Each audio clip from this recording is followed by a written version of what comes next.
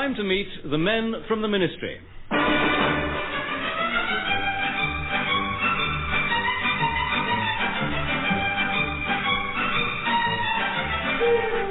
We're off once again for a whiz round Whitehall with Norma, Ronald, Ronald Baddiley, John Graham, and the men from the Ministry, Richard Murdoch and Deryck Guyler.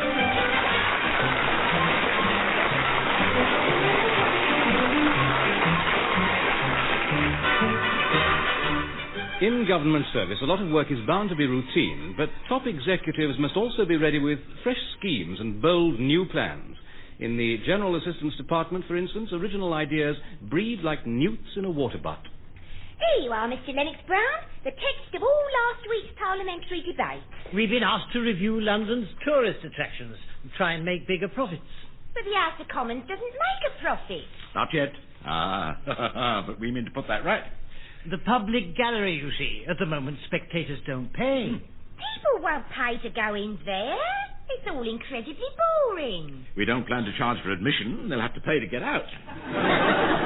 It'll be £2 to escape in the first hour and £1 to get out after that. Well, we could certainly do with more public money. The Ministry plumbing's broken down again. Oh, dear. I suppose the geezer's had one of its fits. Yes, you're quite right, of course, Mildred. Our washrooms are a disgrace. I mean, fancy a man in my position having to carry a sink plug round in his pocket. Well, I think something should be done. Someone should tell Sir Gregory. He wouldn't help. He's too busy chasing Miss Bentwater around the typing pool. But he's the permanent under-secretary. He's supposed to inspect our facilities. That's what he tells Miss Bentwater. No, Sir Gregory doesn't care about staff welfare. If he's not flirting with the typist, he's grovelling to the minister. Now then, you two. Oh, Sir Gregory. Sir Gregory. How very nice to see you, sir. I thought I'd better check on that job I gave you for the Ministry of Works. Of course, sir, yes. Tourist attractions and so forth. Now I'm glad you did, sir. I'm very glad you did, sir. We have some excellent ideas which we feel are both lucrative and meritorious. And we think they're quite good as well. I'll be the judge of that. Yes, Murdoch. Now, for instance, sir, the changing of the guard. As you know, this takes place at the palace every morning. Of course, and it usually draws a big crowd. Exactly. Well, we feel they should do it more often, so even more tourists could see it. Say, every 20 minutes.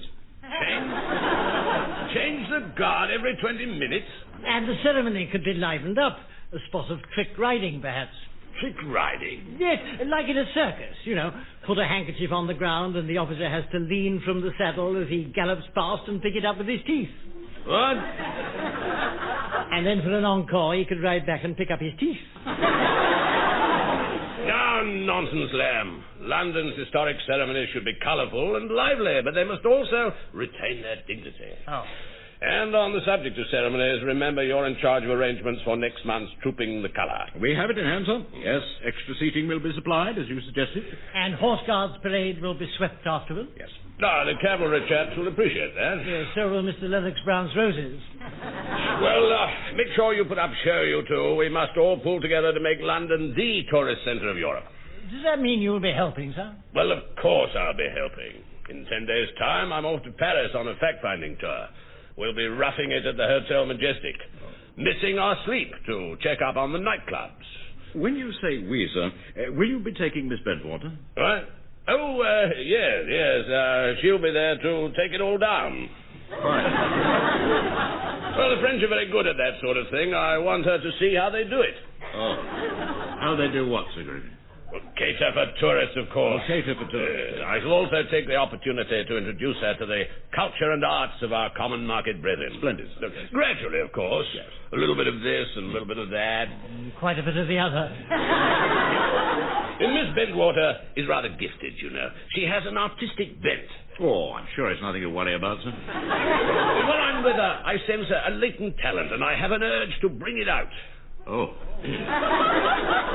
I'm giving her a violin for her birthday next month, and very expensive, I may say. It cost me a fortune. Yes. Well, why not, Sir Gregory? After all, she doesn't have a birthday every year.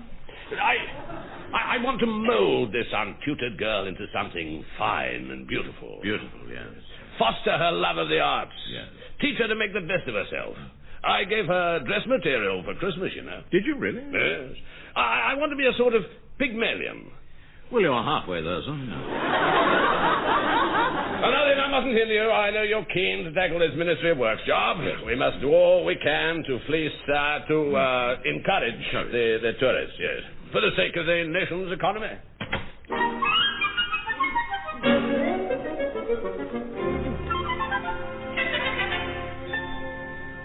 Mildred, where's Mr. Lamb this morning? He's as late as I am, and I'm late, if not later. What's he up to? I don't know, sir, but I expect he'll be here soon. He'd come bursting in and say... Sorry I'm late, one. My word, Mildred, that was just like him. Oh, it is you two. Yeah. But where on earth have you been? In the men's room, my tie was trapped in the towel machine. Oh, glory. They sent for that awful caretaker. He said it was a choice between strangling me or wrecking the towel machine, and the towel machine was valuable. Oh, poor Mr. Lamb, so what happened? Mr. Crawley turned up and cut my tie with his scissors. Oh. I suppose I'll have to wear it in a bow now. I expect the machine was faulty, like everything in our washrooms. It's a living scandal. In the girls' room, there are cracks all down the walls. Dear me. Luckily, you can't read most of them. Mr. Crawley, thank you for coming to my rescue. Well, I hope you're all right, Mr. Lamb. I didn't like having to cut off your what's-his-name. Oh, he's all right. He always looks like that. Well, I'm not all right. Oh, I'm in a rare old lather. It's time something was done about our ministry plumbing. Our pipes are furry and our cisterns are constantly leaking. Quite right, Mr. Crawley. We were just talking about that. Well, with respect, Miss Murphy, the time for talking is past. What we want is action. The management must renew the old what's-his-name. Yeah.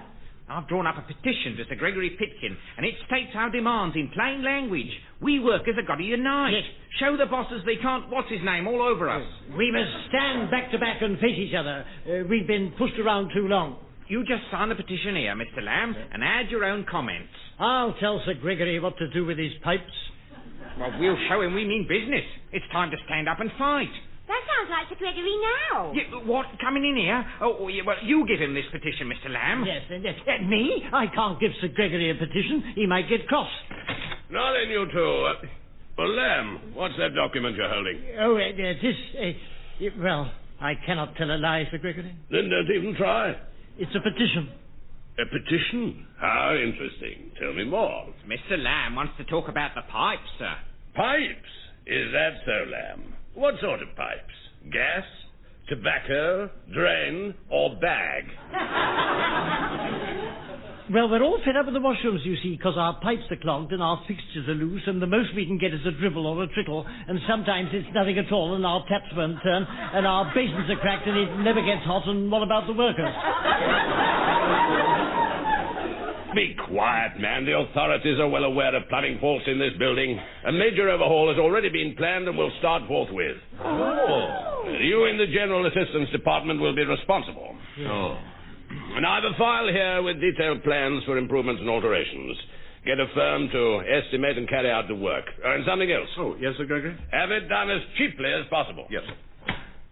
I said we just had to stand up to him. You can come out from under the desk now. If it has to be done cheaply, we'd better get Mr. Wrench. Mr. Wrench, who's he? My landlady's plumber. Whenever Mrs. Bradby has a stoppage, he comes round and unblocks her S-bend. He's got one of those long things with a brush at the end. Oh, he'll make a marvellous job at the ministry.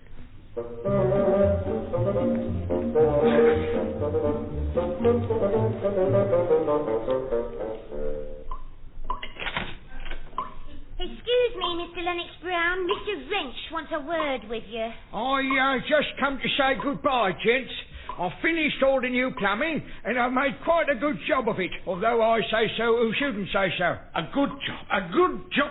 There are drips coming from that crack in the ceiling. It's chaos, sir. I switched on the light in the outer office and the light bulb filled up with water.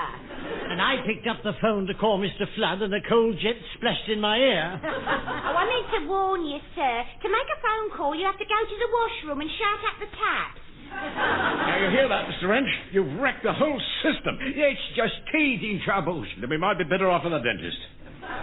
Well, I did say I done quite a good job. I didn't say a very good job. Oh. Lennox Brown! Lamb! Oh, Sir Gregory, what's happened? You look soaking wet. I am soaking wet. My new suit is ruined. And why?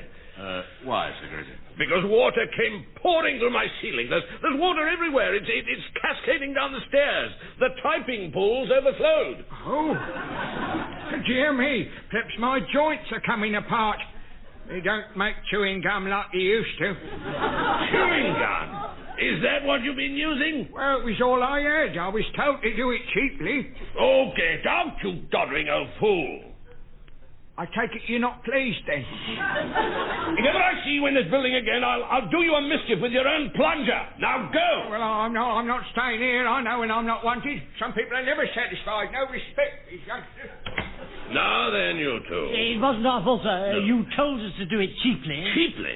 Have you thought of the damage that lunatics caused? The cost of new carpets for my office and new coconut matting for yours?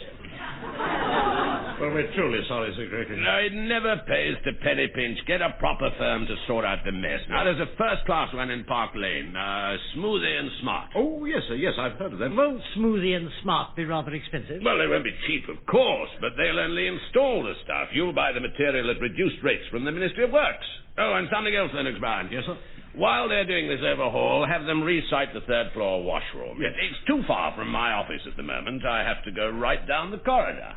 Very good, sir. There's an empty storeroom opposite my office. Have the fixtures and fittings installed in there. We'll go to Smoothie and Smart this very day, sir, and get the whole thing moving.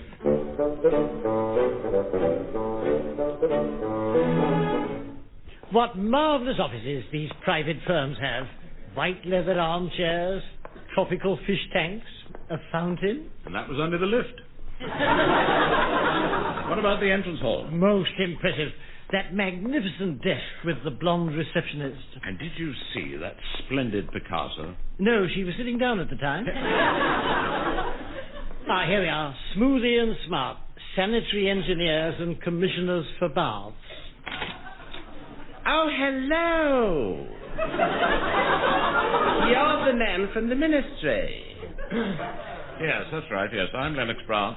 This is my junior colleague here, Mr. Lamb. I'm Smart, by name and by nature. Please walk this way. If I could walk that way, I'd have got that job in the Foreign Office. Two. Mr. Smart, I brought a plan of the ministry and a list of the jobs we want done. As well as a general overhaul, we want the third-floor washroom moved. Oh, we'll take care of it, never you fear. Now, let me show you our fitments. This is the latest in basins. Finest marble with mink-covered taps. I say. Well, this is all very interesting, Mr. Smart, but you do realise, don't you, that your firm will only install the equipment. What? We'll be getting the stuff from the Ministry of Works. They have lots of ex-army basins and pipes. Oh, well then, there's no point in showing you my articles. Right. In fact, I'd rather you didn't. Now, just say what items you need, and my colleague here will place the order. Got your pencil? Yes. Right. 200 yards of piping, 60 basins wash hand, 30 systems metal, 30 ball cocks plastic. There's a note here about cleaning a flag, sir.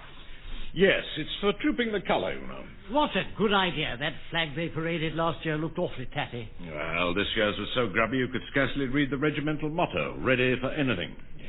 Looked like seedy and thin. Oh, it's tragic, you know, to see a historic flag in that condition. I could take it to the laundrette tomorrow, pop it in with my smalls. Thank you, Sue. That will not be necessary.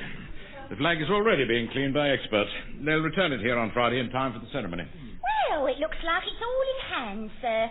Smoothie and Smart have nearly finished the plumbing. Won't Sir Gregory be pleased when he gets back from Paris today? Indeed he will. They'll have moved the washroom down his end of the corridor, and he's had his office repainted. How did that happen? Oh, some private fiddle, I gather. The maintenance people were replacing his carpets because of that water damage. He bribed them to redecorate as well. They do say money talks. Never said much to me. I say, something terrible's happened. Crawley, whatever's the matter? Well, I just passed Sir Gregory's office here. Oh, it was awful. Poor Mr. Crawley, you're shaking like Mr. Lennox Brown when he reads the racing results. I thought you told your people to set up a men's room opposite Sir Gregory's office. Well, that's right. We said to convert that old storeroom. Well, they must have misunderstood you. They've installed all the fixtures and fittings in Sir Gregory's office itself. He's a man. Oh, it's true. There There are cubicles next to his drinks cabinet, 6 wash-hand basins by his window, and behind his desk, a row of what's-his-names that go every 2 or 3 minutes. Good grief. This is your fault, too. This is your fault, you know. You marked the plan of the building. You must have picked the wrong side of the corridor. Oh. Blimey, Sir Gregory will be here any minute. To find his office is also a washroom. He'll kill us. Well, I'm off. I can't face it. I really can't. I've stood enough over the years. My magazine says pension's bad for a girl. I'm going home. And you'll have to excuse me, too, if Sir Gregory's coming. I can't stand the sight of blood. Oh, it's no use trying to hide under the carpet, too. Come here. Pull yourself together, man. Now, we've got to keep going and think. Couldn't we go first and then think? Look, as I see it, we could apply for a foreign posting and stay at home till we get it. Yeah. Or perhaps we could bribe old Matthews to trap Sir Gregory in the lift. Lennox Brown, Lamb, good morning. Oh, glory. Lamb, why are you trying to climb up the hat stand? Because it's there. Well, I've had such a pleasant stay in Paris, I think I could even tolerate you two and your weird eccentricities. My word, sir, what a generous spirit. Besides, I'm looking forward to seeing my office. I've had it redecorated, you know. I always said, sir. Oh, you haven't actually been to your office yet, sir? No, I'm on my way there now. I dare say I'll see a few changes, right? Yes, you will, sir, you will. Henceforth, the room will reflect my status. Yes. They should have put more seats in, have they? Oh, indeed. Well, I promised the lads a few bob, but I think I'll have them in there for drinks in lieu. Well, it should be one of the most striking offices in the building, you know. All my traditional comforts plus 1 or 2 gadgets I've had installed. I expect to find it a great convenience. Sir Gregory, don't go into your office, please. No, stop pulling my jacket, Lamb. I'll be back to talk to you later. I'm sure he will. How long does it take to get to his office? About 10 seconds. And he's had 5 already. 5, 4, 3, 2, 1.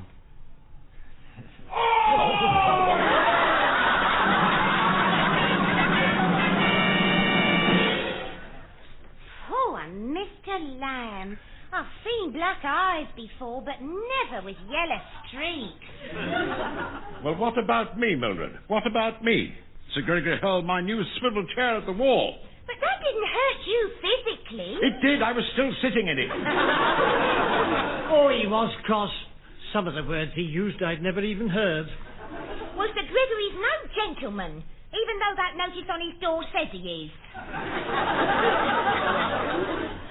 What's that you're dabbing on your eye to? Well, it should be a raw steak, but I couldn't afford it, so I bought a frozen risole.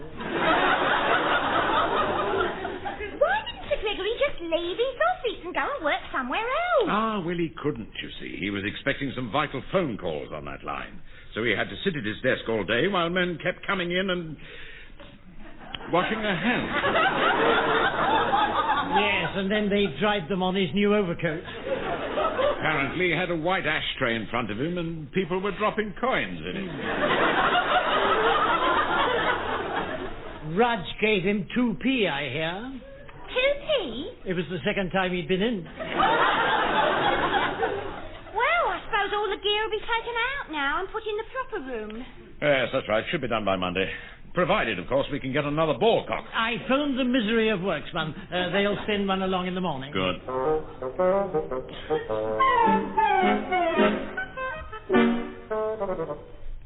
Oh, come in, Sir Gregory.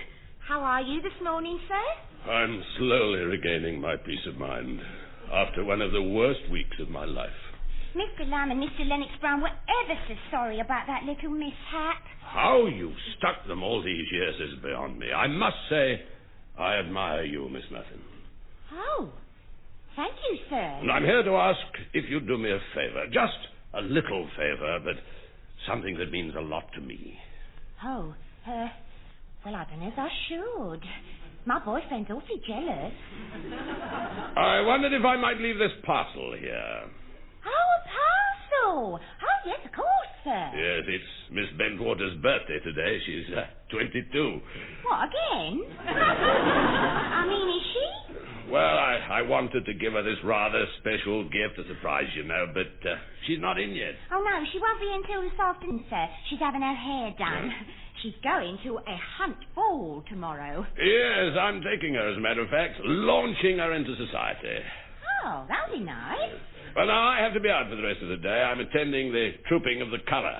The PM's asked me to join him in the VIP box, actually. Oh. And then we may have a spot of lunch and go for a sail on the Serpentine. So you'd like me to give Daphne Bentwater a present? Yeah, that's right. I know it'll be safe in your hands, but don't let Mr. Lamb or Mr. Lennox Brown get near it, will you? No, sir. I'll put it up here on the shelf till Daphne gets in. Ah, it's a violin, and a very valuable one. Oh. Yeah, that's why it's packed in this long cardboard box. Thank you, Miss Muffin, and now I must go. I mustn't be late for the ceremony. Righty-ho, sir. Cheery bye. Cheery, goodbye, Miss Muffin. Poor old devil. I suppose he's not so bad, really. He's just at an awkward age. Morning, Mildred. Everything under control? Oh, yes, sir. Good. Except that flag's arrived and they need it for trooping the colour. I'm sorry we're late. Mr. Smart's men had trouble with one of the systems, so we had to rush round and look into it. No wonder you both look flushed. Now, I'll take the flag to Horse Guards Parade. By Jove, we're tight for time, aren't we? Look, you'd better phone the Colonel, Mildred. Tell him it's on its way. Righty-ho, sir. Say they may not get it till the last minute, but to start the ceremony anyway. Where is the flag? It's on the shelf, sir, in a long cardboard box. Shall I come with you, one? I've never seen them trooping the colour. No, two. I'm sorry. No, you must get that ball cock to the plumbers. Did it arrive, Mildred? Yes, sir. All neatly packed in a long cardboard box. Special delivery from the Ministry of Works. I'll put it up there on the shelf. Right, well, I must get moving at once. They start the trooping in 15 minutes. We can't have anything go wrong. No, indeed. I hear the whole thing's on TV.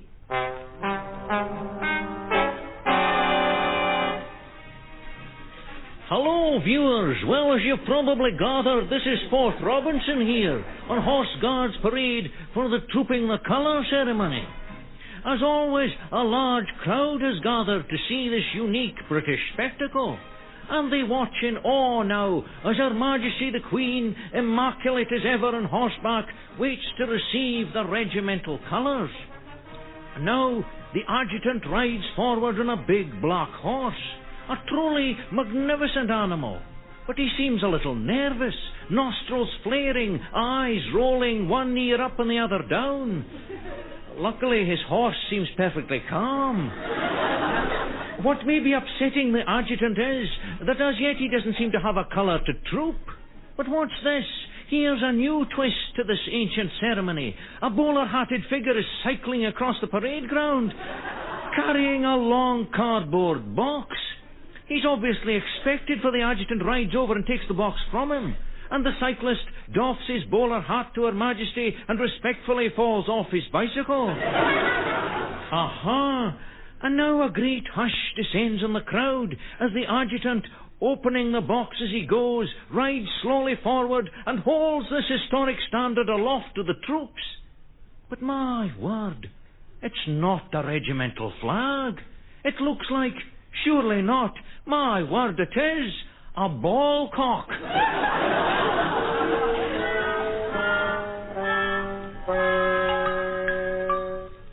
Honestly, sir, how could you?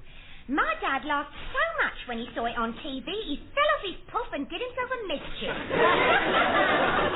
Well, it was because of that last-minute rush, you see. But it really was very careless of you, Ronald. Oh. It's the sort of daft thing I used to do. Well, you've no cause to be uppity, Mr. Lamb, considering what you did. Me? You were supposed to give the ball cock to the plumbers, weren't you? Well, I did. You couldn't have, could you? Mr. Lennox Brown gave it to the army. Oh, dear. Don't say I gave the plumbers the regimental flag. No, you didn't do that. Oh, what a relief. You gave them Miss Bentwater's present. What? Sir Gregory's expensive violin got put in the washroom cistern. Are you sure? Yeah. When you pull the chain, it does a quick pizzicato. Oh, glory, Sir Gregory will go mad. Quick, go to the supermarket, Mildred, and buy 2 frozen rissoles. Where are they? Let me get my hands on them. Mr. Gregory, we can explain. Save your breath, Lennox Brown. It may be the last you draw. Nothing you can say will alter the fact that thanks to you, thousands of tourists, millions of TV viewers have seen, for the first time in recorded history, the ceremony of trooping the ballcock. The regimental colours, all right, sir. It didn't come to any harm. Didn't it, Lamb? You, Miss Murphin, what did you give Miss Bentwater? The long cardboard box on the shelf, sir. Exactly, the long cardboard box containing the priceless regimental flag.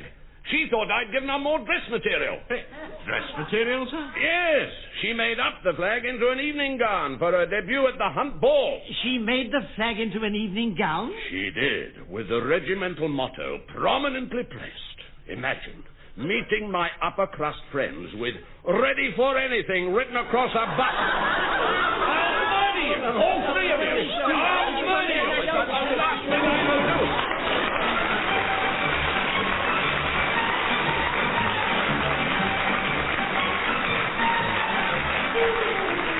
Flushed with success as the men from the Ministry were Richard Murdoch and Deryck Guyler. Also featured were Norma Ronald, Ronald Baddiley and John Graham. The programme was written by Edward Taylor and John Graham and produced by Edward Taylor.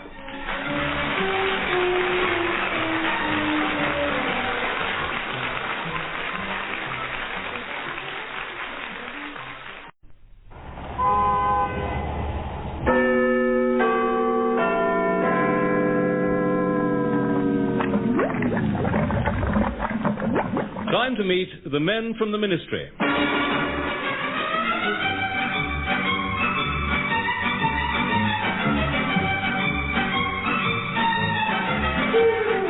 Join us for another canter down the corridors of power with Norma Ronald, Ronald Baddiley, John Graham, and the men from the Ministry, Richard Murdoch and Deryck Guyler.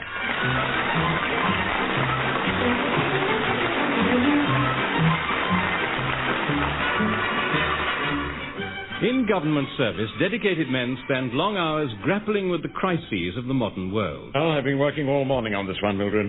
The financial situation being what it is, I've just got to get it right, you see. But you finished now, have you? Yes, I think this is the best plan.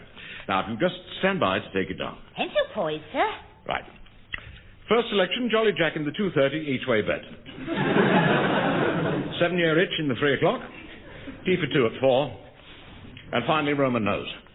Roman nose. That's running at Epsom. I always reckon backing horses is the surest way to get nothing for something. No nonsense, Mildred. You must be optimistic. Everything's got a bright and sunny side. Hello, one. Well, almost everything. Sorry, I'm late back from lunch. I was eating it in the park and the dust pinched my porridge sandwiches. Oh, what a shame. Don't worry, I waded in and got them back. Waded in, but your trousers aren't wet. Well, of course not. I took them off. You took your trousers off, but didn't people see you? No, I was hidden by the crowd on the bank. Oh, glory. By the way, Mildred, put an accumulator on all 4 bets, would you? Lovely, sir. That horse you backed yesterday didn't do too well, one. Just unlucky, that's all. Should have been a photo finish. By the time your horse passed the post, it was too dark to take photos. Well, you can scoff too, but pretty soon the boot will be on the other side of your face. Thanks to my new system, I'll be making a fortune today. Really, one? When these horses come up, I'll get thousands. I'll be able to buy a big house in the country. It's like Sir Gregory's done. Oh, by the way, Sir Gregory rang just now. He'd be dropping in to see how you're getting on with that new job he gave you. Well, we've been... and on the other hand, we... What was this new job, Mildred? I don't know what you do without me. I really don't. It's the Milk Marketing Board, isn't it? Oh. You're supposed to be putting up ideas to boost their sales. Yes. Have you any ideas, too? Not really. I'm afraid milk keeps me awake. Milk keeps you awake? Yes, the dairy delivers at 5 in the morning. Look, well, I'll be nipping out for a moment now, Mildred. I promised to explain my infallible racing system to Rudd at the Board of Trade, you see. Now, I'll be back by the time Sir Gregory gets here. Righty-ho, sir. Could you find me some sticky tape, Mildred? I want to repair my umbrella. Here you are, Mr. Lambert. It's not going to rain today. I'm afraid it is. There's a twinge in my left knee. That's a sure sign of rain. Oh, I better get my wellies from the safe then. You're usually right about the weather. It's old country folklore, Mildred. Where did you get all this stuff, Mr. Lamb? From my grandmother. She was born and brought up in the country. I used to spend my holidays with Granny. I'll never forget them. Running barefoot down the village street, swinging on the old barn door, scrumping apples from the vicar's garden. Ah, when was this, Mr. Lamb? Last year. I see. Well, you get on with mending your brolly. I've got to go and place these bets for Mr. Lennox Brown. Now then, too, we'd better look busy. Remember, Sir Gregory's threatened to drop in. Well, I suppose we can't complain. He hasn't really troubled us lately. Well, he's been too busy with his new house, hasn't he? Did you see the picture in today's Gazette? No. I've got it here. Now, have a look at that. It's certainly a lovely old place, isn't it? Oh, yes. Sir Gregory Pitkin's newly acquired stately home. Lady Pitkin stands outside with her dog. It's Tudor, you know. I'm not surprised. It does look rather vicious. Of course, he's had the whole place renovated, you know. Has he? Oh, yes, and a swimming pool built in the garden. He's giving an enormous barbecue party by the pool next month. Is he? We haven't been invited. Well, you haven't to, because you're a junior executive. See? Only VIPs and the top brass, you see, will be going. You've been asked, have you? Well, not yet. But no doubt I will be. Ah, good afternoon, you two. Oh, Sir Gregory, how nice to see you, sir. Talk of the devil. Do have a seat, sir. Make yourself at home, and no doubt you wish you were at home in that splendid new mansion of yours. 24 bedrooms, I understand. Yes, and that's only the East Wing. Well, a man in my position needs a decent place, Lennox Brown. Oh, of course. Yes, very pleasant on a summer's evening to make a pot of coffee and sit there in the grounds. Yes, quite so, yes. And how is Lady Pitkin, sir? Oh, very busy. You know, we're finalizing preparations for my barbecue party. I suppose the invitations will be, they'll be going out soon. They've already gone out, Lennox Brown. Oh, have they? Well, most of them. Yeah, you mean there are still some to come? Champagne and dancing by the pool, music and caviar in the moonlight. Oh, you'll be amazed when you see the decor. Yes, I'm sure. Did you say when I see it, sir? Oh, then you mean that... Yes, of course. There'll be pictures in all the papers. It may even be covered on television. Now, listen, you two. I've just had a word with Lord Stilton. The man in charge of civil service invitation. Administration. That's right. He's very worried about the meteorological office. And these Met Office people are so preoccupied with their rain gauges and their barometric pressures, they haven't been filling in their forms properly. Good Lord. So you're both to go over to the Met Office for a few weeks and get their paperwork organized. You mean instead of our work on the Milk Marketing Board? No, Lamb. In addition to your work with the Milk Marketing Board. This is a bonus. Oh, thank you, Sir Gregory. Yes, well, I want you both to get over there as soon as possible. Met Office. Don't much fancy that. Oh, I don't know. I think it might be rather fun. And it'll be a change at any rate. Here we are, sir. Your evening paper with the racing results. Thank you, Mildred, yes. Now then, did they all come up, or only most of them? Yeah, you're all right, sir. Your glasses have all misted up. Didn't your horses win, Mum? 3 of them came in last. And what about the fourth? 7-year-itch was scratched. Oh, I am sorry, sir. Shall we go to the Met Office? Oh, very well, yes. I'm quite looking forward to meeting the Met men. They're all top scientific brains, you know. Excuse me, Mr. Bassett. What's up, Peabody? Sorry to disturb you, Mr. Bassett. I said sorry to disturb you. Come in then, lad. Sit down. I'll be with you in a minute. Just let me finish tonight's forecast. I don't mean to be a nuisance. I said I don't mean to be a nuisance. By heck, Peabody, what's the matter? You stood there like a shallow depression. Are you poorly? No, I'm all right in myself. I'm not under the weather. Not under the weather, he said. What's the trouble, lad? Well, someone's been tampering with my instrument. Well, it's only the youthful high spirits, lad. You know what these typists are like. But the end's broken off. I said the end's broken off. You what? The anemometer. It's broken, and now we can't measure the wind. Hey, that is a problem. Anemometer's vital for our forecasts. What are we going to do, Mr. Bassett? I said, what are we going to do? The country won't have any weather tomorrow. Ah, well, the way I feel, public don't deserve any weather. All this knocking us weathermen, I'm sick and tired of it. Forever mocking our forecast. Yet it's been proved 40% of past forecasts were right. But someone pointed out if we'd forecast the opposite, we'd have had 60% right. Shush your chatter, Peabody. There's 2 chaps coming from Ministry today. Happen they can help us. Good afternoon, gentlemen. Mr. Bassett, is it, and Mr. Peabody? That's right. Yes. I said, that's right. Yes. Now, my name's Lennox Brown, and this is my junior colleague here. This is Mr. Lamb. Hi, Joe. Well, take a few, gents. Welcome to the Met Office. Yes. You've come to help us with our paperwork, I hear. As far as I can see, you've not filled in any forms for several months. Well, we try to do without them, you see. Do without forms? Well, what's the country coming to? I'd better go through your files. This is a dreadful state of affairs. I'm very interested in the climate, Mr. Bassett. I do a little forecasting myself, in an amateur way. What, by watching meteorological patterns? No, by watching the state of my knees. You what? Knees, yes. If I get a twinge in my left knee, I know it's going to rain. As a matter of fact, I've got one now. But that's plain daft, isn't it? There's hardly a cloud in the sky. Well, it's never let me down yet. By heck, Peabody, he's right. Look! It's a downpour, Mr. Bassett. I said it's a downpour. I've also got an ache in my left elbow, which means there's thunder about. What did I tell you? Mr. Lamb, that's fantastic. This talent of yours could be very useful to us. You see, we've broken our anemometer. So we can't make a forecast properly.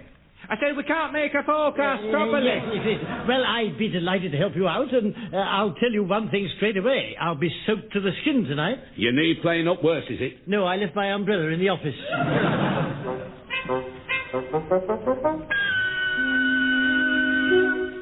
Here's your 11s, sir, and I borrowed Mr. Lamb's noddy mug. I hope you won't mind. Not likely to find out, is he? Lording it over at the Met Office. While he's showing off over there, I have to sit here tackling these milk marketing problems on my own. Oh, well, never mind, sir. I mean, perhaps Sir Gregory will invite you to his party on the 22nd. Oh, I'm not interested in his mouldy party.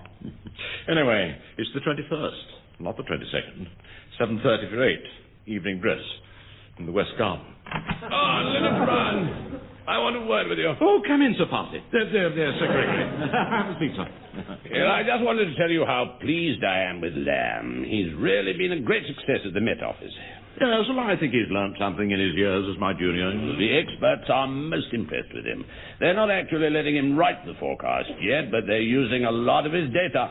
Now, the other reason for my visit is to see if you're doing anything on the evening of the 21st. 21st? Thank you, Sir Gregory. Yes, well, I'd better just consult my diary, sir. Just a moment. The 21st, you say? That's right, the 21st. Yes. Yes, I do seem to be free on that night, sir. Well, I'm holding a party at my new house. I think I mentioned it. Yes, sir. Thank you, sir. We're planning to have this big barbecue by the swimming pool. A big barbecue by the swimming pool, sir, yes. And we're looking for someone to turn the handle of the barbecue spit. You're looking for someone to turn that... Turn the handle of the barbecue spit? Yes, I thought you'd be the very person. It doesn't need any skill, you see. But, Sir Gregory... And, of course, it won't be all work. I'm sure Cook will find you something in the kitchen at the end of the evening. Sir Gregory... And no need to worry about your clothes. We'll give you a white overall. Sir Gregory, I'm afraid I shall not be able to assist you on the 21st. But you just said you were free. Yes, well, I hadn't noticed, sir. The 21st is, it's the Queen's birthday. Yes, I tried to avoid too many commitments. Oh, well, so just as Lennox Brown, it's going to be a splendid occasion. I'm sure it will be, sir, yes. Yeah, I've invited plenty of gals to add a spot of glamour around the swimming pool, and Lord Stilton's going to drop in. How very nice for it. Well, mustn't keep you from your work, Lennox Brown. You've plenty to do to keep up with young Lamb. Blooming cheek. Fancy trying to get you along as the hired help. Yeah, I don't mind being insulted by Sir Gregory. I'm used to it by now. No, what gets my goat is all this fuss about Lamb. This job at the Met Office seems right up his alley. Well done, Mr. Lamb. You were right again this morning. One thing does worry me, Mr. Lamb. Well, I wonder why you're keeping 3 sheep and a herd of cows in the front hall. My granny swears by sheep and cows. When cows do sit and their legs seem missing, down the rain will soon come hissing. And when sheep all turn their backs in one direction, that's where the wind's going to come from. Aye. Well, I knew there must be a reason. I told you, didn't I, Peabody? I told you. Mr. Lamb has his reasons for cows in the front hall. Well, trouble is, you see, one of them's kicked the receptionist. I said one of them's kicked the receptionist. Oh, dear. Well, perhaps they'd be better in the office here. I thought of that in the first place, but the cows wouldn't get in the lift. Well, we'll leave them for now, Mr. Lamb. There's a more important matter. Well, 2 more important matters. Really? Well, first off, we've been so impressed with the stuff you've given us. We think it's time we let you do the actual forecast. In your own words, like. You mean my forecast will go out on the BBC? Aye. And tonight's must be specially accurate. Yes. The army are standing by for a big exercise tomorrow, and they'll not start unless they know the weather will be okay. My words will be read by the real announcer. My superiors will be impressed.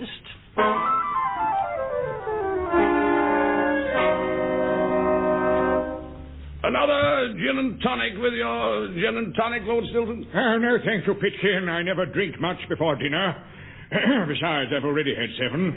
Well, it's so glad you can get along to my party next month. Oh, looking forward to it, Pitkin. Your new country mansion sounds quite a place. And I think it will be quite an evening. I've just heard TV cameras are definitely going to be there. Oh, really? Yeah, that documentary fella, Alan Snicker. He's filming the house and the party for his series on the stately homes of England. Well, let's hope we get a fine evening. Well, at least we'll know in advance. The weather forecasts are so much more accurate lately. Oh, is that so? Yes, I sent one of my staff along to the Met Office to help them out. Well done, well done. Well, I mustn't take all the credit, but I suggested he use the old country folklore. And it's worked splendidly. I've always had great faith in these tried and trusted methods. Folklore? Never fails. I told young Lamb all about it. Oh, he's one of the bright new team I've developed. As from today, he's writing the forecast himself. Well, perhaps we should hear one, Pitkin. There's a big army exercise tomorrow. They're depending on fine weather. Let's see. Yes, we're just in time. They'll be coming to the end of the news. Now, if you pass my radio, I'll switch it on, and I think you'll be rather impressed. The Minister said action would be taken urgently as soon as he heard from the Royal Commission. They were rushing their report and hoped to complete it by 1990. And now the weather forecast. A generally clear night, but there may be a bit of rotten old cloud around cocoa time. Never mind, tomorrow looks very jolly, so remember, hang out your woolies by 7:30. They'll all be dry before 11. What on earth is this nonsense? The south of England is moving slowly north and should reach Scotland by dawn.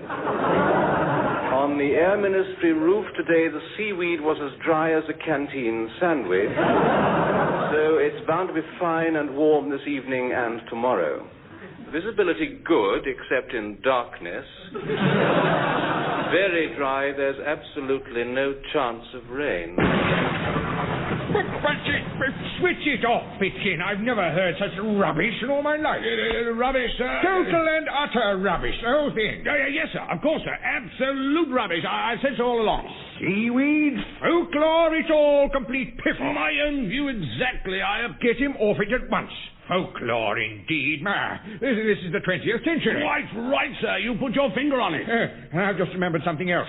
The government's ordered a computer to forecast the weather anyway. Yeah, computer, sir? Oh, wonderful thing. Wonderful thing. Cost $3.5 million, you know. Being installed next week. That'll remove the element of human error entirely.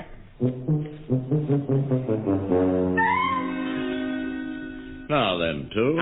You've come to congratulate me on my work with the weather. Well, to put it as tactfully as I can, no. Oh?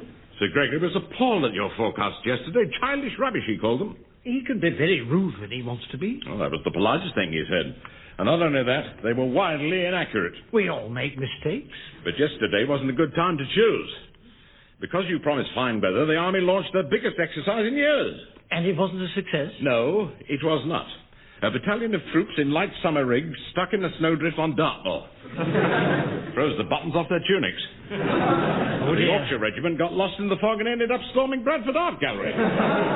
It won't happen again, One. Yes, that's very true, too. In future, forecasts will be done by computer. It's one of the wonders of modern science. It's being installed next week.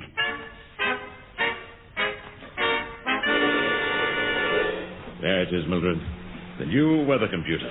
£3.5 million worth of top technology. Just listen to it humming. Humming? For that money, I'd expect it to sing grand opera. It's revolutionized the forecasting business. In the 10 days we've been using it, it hasn't been wrong once. Well, I know the top brass are impressed. I hear they moved the troop into the colour because of it. Yes, indeed. It forecast bad weather for the 10th, so they held it 2 days later in brilliant sunshine. On the original day, it poured with rain, and they made a fortune selling plastic raincoats to the tourists. Good morning, gentlemen. How's the computer today, eh? Running very smoothly, Lord Stilton. Oh, good. Yes. What did I tell you, Pitkin? Would you like to see it in action? Yes, I certainly would. Well, your wish is our command, sir. Now, we've already fed in the relevant figures on pressure, temperature, and so on. All we do now is insert this card with today's date. So...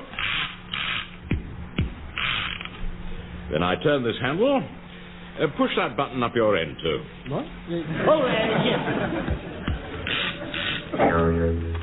And hey presto, here are the weather conditions in central London at this very moment. Clear skies with a slight breeze. Amazing. Now that's what I call a computer. Of course, you could have found that out by just looking through the window. Be quiet. Oh, yes, this machine will have tremendous effects on government policy. Knowing the weather for months ahead, we'll be able to go in for really detailed long-term planning. We're working on the long-range forecast today, sir. Quite, and it's a very important one. As you know, it's been dry and sunny for 2 days now, and the farmers are getting a little worried. They're wondering when we'll get some rain. The computer will have the answer in a couple of hours. Oh, splendid, splendid. Well, we'll have a spot of lunch, Pitkin, and come back this afternoon. Good idea, sir. My car's outside. Oh, that's all right. We'll use my car. All right. You can pay for the lunch. Thank you, sir. I'll get the rest of the data, One. Very well, sir. Oh, by the way, sir, your bookie's been on again. Oh. He enjoyed that fudge you sent him, but he still wants the money you owe him. You brought the racing papers, did you? Yes, sir, here they are. Yeah. The trouble is, you see, Mildred, I can't seem to pick them out anymore, you know. Why don't you ask the computer? If it can forecast weather, it can probably forecast winners. Mildred, Sir? how could you suggest such a thing? That would be a gross misuse of government property. Oh, so I spoke, I'm sure. I better nip off and help Mr. Lamb. I'll see you later, sir. Now, what's come over the girl? Use the computer for racing in the end? Still, I suppose it might work. Anyway, no one would know. Yeah, could just try it, perhaps. Let's see, 3 o'clock, 8 runners, likely land, one last time out, ridden by Alf Burr.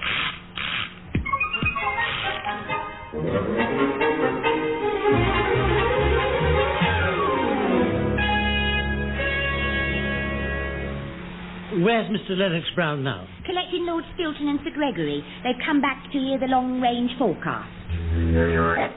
Yeah. Sorry, Mildred. Well, that's all right, sir. I thought it was the computer. You're right. It is the computer. I say, it feels quite hot. Almost as if someone had been feeding it the wrong sort of stuff. Well, surely not. That would be a gross misuse of government property. Mr. Bassett told me these computers are very sensitive. If you don't treat them properly, all sorts of things can happen. Here we are, gentlemen. The computer should be ready with the forecast. We can work out our plans for the whole summer. I'll feed in the card for the next 4 months. Right, Too? The computer's terribly hot, man. Well, never mind that. Come on, push the button. Yes. There we are, sir. 4 months' weather at a glance. Read it out, Lennox Brown. Very good, sir, yes. May, hot and sunny, no rain. June, very hot and sunny, no rain. July, heat wave, no rain, drought conditions. August... There must be rain in August. That's when everyone's on holiday. No, August, extreme heat, no rain, serious drought. Lord, no wonder the farmers are worried. But this will be the worst drought we've ever had. Thank heavens the computer's warned us. Now we must take immediate steps. Perhaps we should restrict the use of water, sir, to conserve the reservoir. Don't be ludicrous, Lennox Brown. Restrict the use of water? Yes, you're quite right. That's just what we need to do, Pitkin? Yes, sir. Yes, restrict the use of water. Yes, I was going to suggest it myself. In fact, why not ban it altogether? I never drink it. I must see the PM at once. The Cabinet will need statutory powers to cut off water supplies. Come along, Pitkin, come along. We must get things moving before this drought takes hold.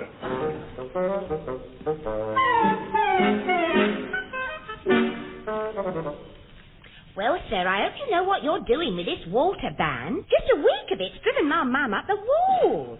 Especially when Dad got dirty in the garden. What did she do, Mildred? Well, what could she do? She sent him to be dry cleaned. How did you get on at your place, Mr. Lamb? I wipe myself down with an oily rag. And my landlady baths in milk. Mrs. Bratby baths in milk? Yes, only she splashes about so much she ends up sitting in a tub of cream cheese. What about your roses, one? They must be dying without water. We found a way of keeping them moist. Oh, yes? Yes. Last thing at night, I go down the garden and, splash some water from the water butt. Lucky the rain's kept your water butt filled. That's something that puzzles me, sir. I mean, it's officially a drought. But we've had lots of rain this week. Never mind the rain, Mildred. If the computer says it's a drought, then drought it is. Mind you, the machine was a bit odd the day of the forecast. It went all hot and got hiccups. Yeah, I wonder, sir, do you think we ought to see if it still thinks there's going to be a drought? You mean feed in the current information and get another forecast? Good idea, Mildred. I suppose it might help to pass the afternoon. Round up the relevant data, too. We may as well see what it says. It should have the answer by now, one. I'll press my button and you turn your hat on. All right, sir. Off we go, then. Here's the forecast. There we are. What's it say, sir? It says May, cloudy, cool, heavy rain. June, some sunshine, but mainly cold and wet. July, well, there isn't a drought at all. It's a typical English summer. Good Lord. Just a minute, sir. There's another bit of paper come out. What? I think the computer's trying to tell us something. Oh, so it is. Let me see. Sorry about last week's clangor. I had a bout of hot flushes due to having been interfered with. Whoever could have done that? The computer says, I was interfered with by Mr. Lennox Brown, who stuffed a lot of horses up my intake. It goes on, Mr. Lennox Brown is a conniving old devil. Please, could I have a glass of water? Honestly, sir, how could you? Well, you suggested it, Mildred. I'd no idea it would cause any harm. Lord Stilton will go mad, sir. You cut off the country's water for no reason. And what about Sir Gregory? He was moaning all day because his party's tonight and there isn't any water in the pool. Well, now, that's one thing we can put right to. Now, get on to the local water board. Yes. Tell them the emergency's over. Yes. They can switch on supplies as soon as possible. Let's hope they'll be in time, one. Alan Snickers covering the whole thing for TV.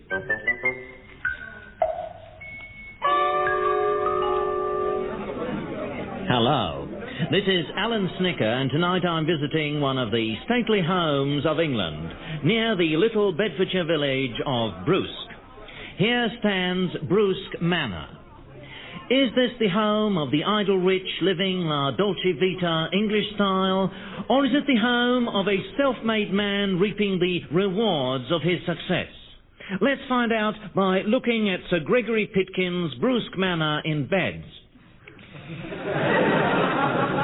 It's typical of the man that with the national water ban keeping his swimming pool dry, he's turned frustration to advantage by holding his party in the empty pool.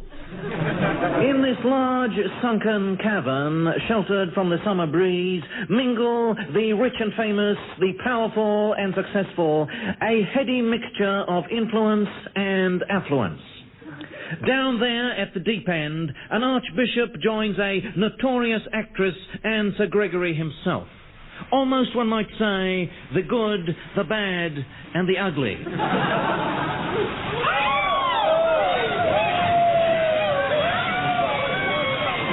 But what's this? Water has started pouring into the pool from all four corners. The party mood is changing to one of panic. Even the Prime Minister has stopped smiling. Sir Gregory Pitkin, calm as always, is urging the ladies to take their clothes off. Now, the water is rising rapidly and Lord Stilton comes floating past me, clutching a sherry trifle. And now Sir Gregory, no longer calm, is trying to climb onto my shoulders. But it's too late. Is this the beginning of the end? Or isn't it? From this strange underwater scene, good night.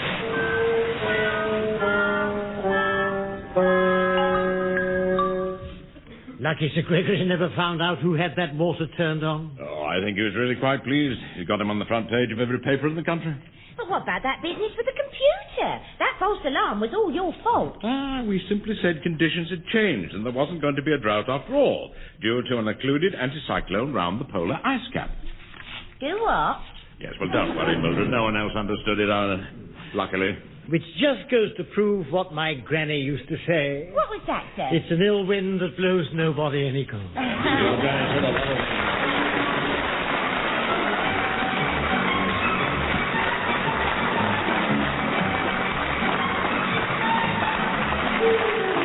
Under the weather as the men from the ministry were Richard Murdoch and Deryck Guyler. Also featured were Norma Ronald, Ronald Baddiley and John Graham. The programme was written by Edward Taylor and John Graham and produced by Edward Taylor.